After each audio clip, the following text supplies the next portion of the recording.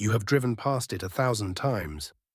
A low beige building behind a chain-link fence, a row of orange roll-up doors, a keypad at the gate, and not a single employee in sight. No inventory, no spoilage, no staff. Just a box that people pay to fill with things they will never look at again. It is the most beloved business in American real estate, and it is not a storage business at all. There are roughly 52,000 self-storage facilities in the United States, and about 70% of them are still owned by individuals rather than institutions. That number is why you are watching this. It looks reachable. It looks like the one commercial property a normal person can actually buy. So let's buy one. The facility you want is 30,000 net rentable square feet. 300 units, mostly 10 by 10s, some 5 by 5s, a strip of drive-up doors along the back fence.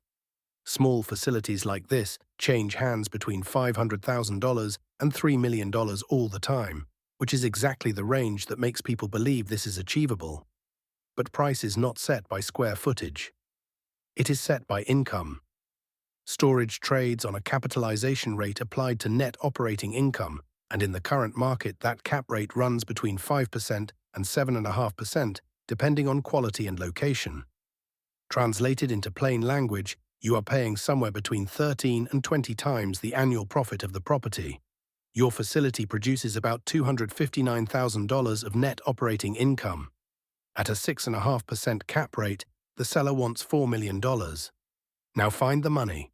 Commercial lenders will quote you 75% loan to value, and you will assume that means $1 million down. It does not. The loan is not sized by the value. It is sized by the debt service coverage ratio, and lenders want a minimum of 1.2 to 1.25. Divide your $259,000 of income by 1.25, and you get $207,000 of annual debt service the bank will allow. At current commercial rates of roughly 7% on a 25-year amortization, that supports a loan of about $2,440,000.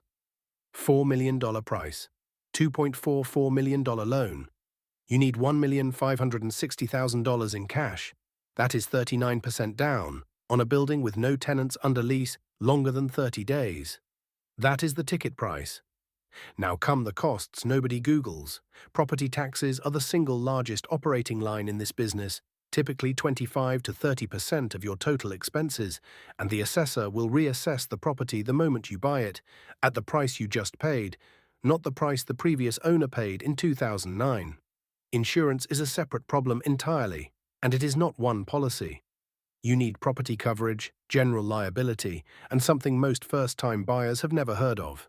Sale and disposal liability, which protects you when you auction off a delinquent tenant's belongings and that tenant sues you for selling their grandmother's furniture. Because you will auction off their belongings. That is a legal function of this business, governed by state lien statutes, and every state writes its own. Many cap late fees at 15 to 20% of monthly rent. Many require certified mail, published notice, and a specific waiting period before you can cut a lock. Get the sequence wrong, and the lien is invalid, the auction is a conversion of property, and you are the defendant.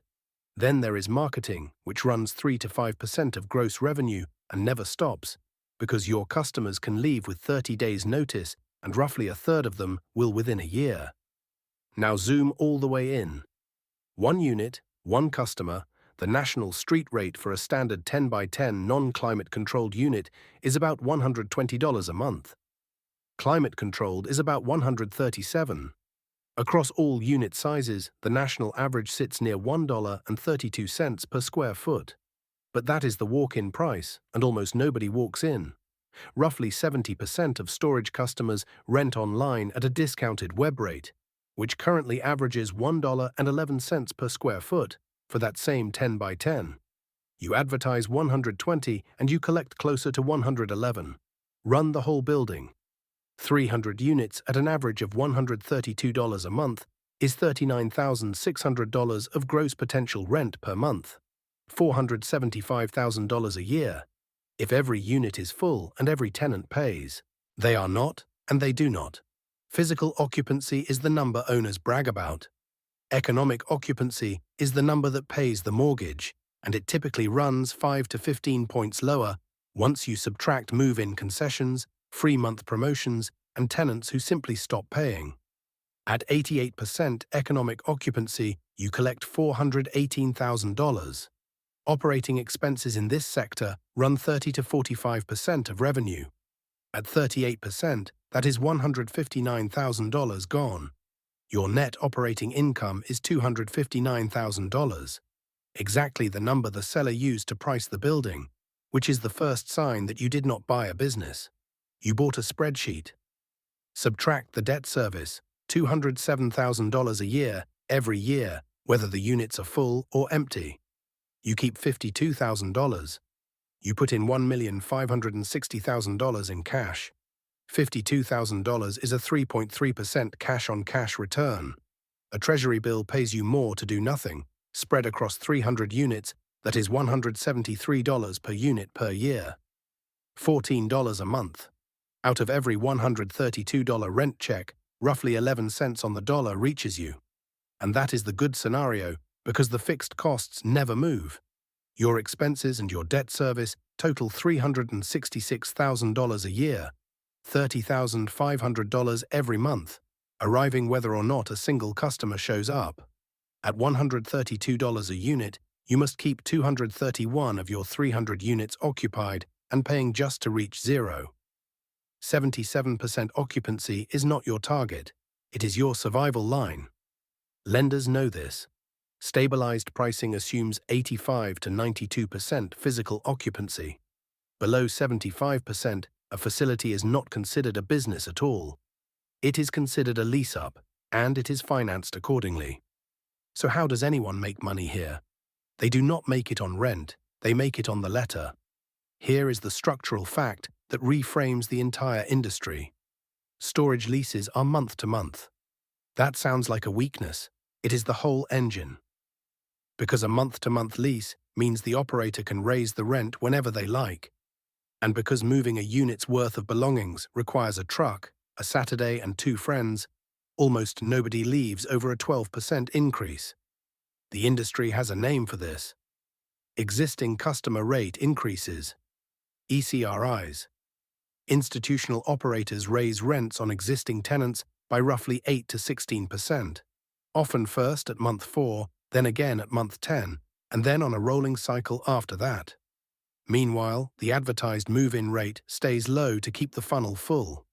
The gap between what new customers pay and what existing customers pay has become the most important number in the business.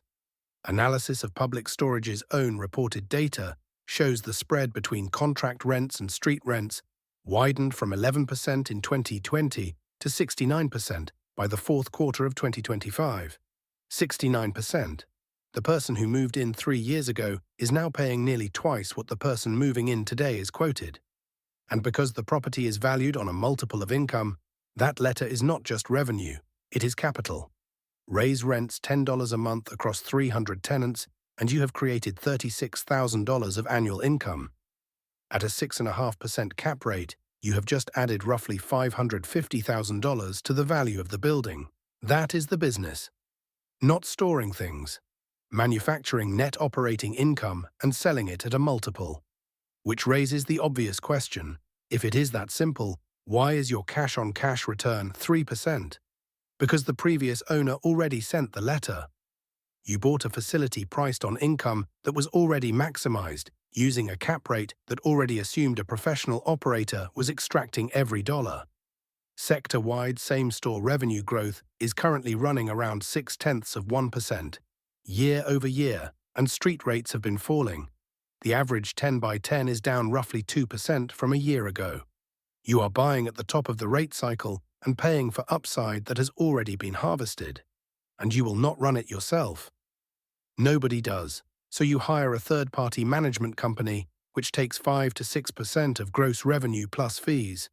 On $418,000 of collections, that is $25,000 a year, roughly half of the cash flow you had left. So who actually wins?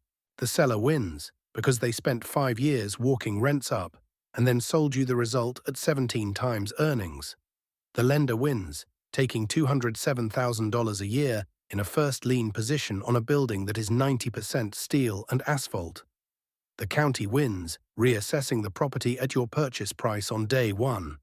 The management company wins, taking its percentage off the top line regardless of what reaches your bottom line. And the revenue management software vendors win, because they are the ones actually deciding what to charge. You are simply approving it. Above all of them sit the institutions. Public storage, extra space storage, and CubeSmart control a small fraction of the country's facilities, but a large share of its revenue, and they are the buyers of last resort. Their occupancy runs around 92%, while the broader market, meaning owners like you, averages closer to 82%. That 10-point gap is not luck. It is national ad spend, dynamic pricing systems, and the ability to run a facility at a loss for 2 years while a competitor across the street runs out of cash. Here is the honest verdict. This is one of the safest asset classes in commercial real estate. That is not marketing. The self-storage delinquency rate inside commercial mortgage-backed securities has run around 0.1%, against an overall CMBS delinquency rate above 6%. According to rating agency research from KBRA, storage does not blow up, it grinds, which tells you exactly who this business works for. It works for the person buying a mismanaged, underpriced facility from a retiring owner who has not raised rents since 2019. Someone buying the gap, not the building. It works for the person with enough cash to survive a 24 to 36-month lease-up on new construction without needing the income. And it works spectacularly for anyone assembling 5 or 10 facilities into a portfolio, because portfolios trade at lower cap rates than single properties, and that spread alone is the profit. It destroys the person who bought a stabilized facility at a market price with a market loan, expecting passive income. That person owns a job they do not perform, a 3% return, and a 30-year bet that Americans will keep paying to store things they have already forgotten they own. So drive past it again. The beige building, the chain-link fence, the orange doors, nobody at the counter. You were never looking at a building full of boxes. You were looking at 300 people who cannot easily move, and a printer that sends them a letter every 10 months.